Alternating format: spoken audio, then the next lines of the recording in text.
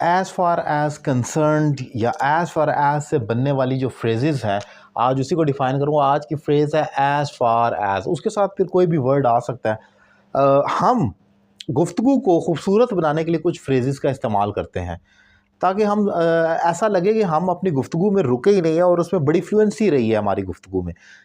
ऐसे ही लफ्ज़ों में एक है एज़ फार एज़ कंसर्न। अब इसमें देखें, as far as India is concern, जहाँ तक कि इंडिया का ताल्लुक है। इस फ्रेज़ का लफ्ज़ी मतलब ये जहाँ तक कि ताल्लुक है। कंसर्न का मतलब भी ताल्लुक होता है ना।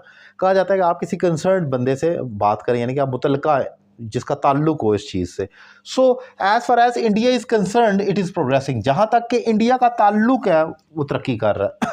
तो एज़ फार एज़ के साथ आपने कंसर्न लिखना है, कंसर्न नहीं है, ये कंसर्न्ड है, ये एडजेक्टिव के तौर पर आता है।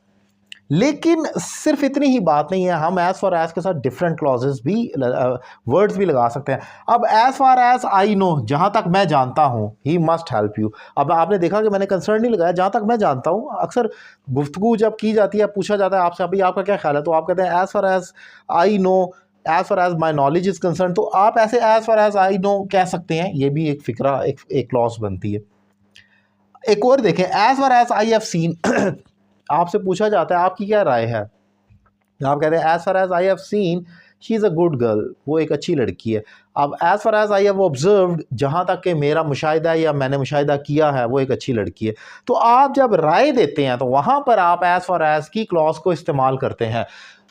फिक्रा डिफरेंट हो सकता है, जैसे मैंने डिफाइन किया, एज फार एज कंसर्न्ड हो सकता है, as far as I have seen हो सकता है, as far as I know हो सकता है। इसके अलावा भी as far as I have observed हो सकता है।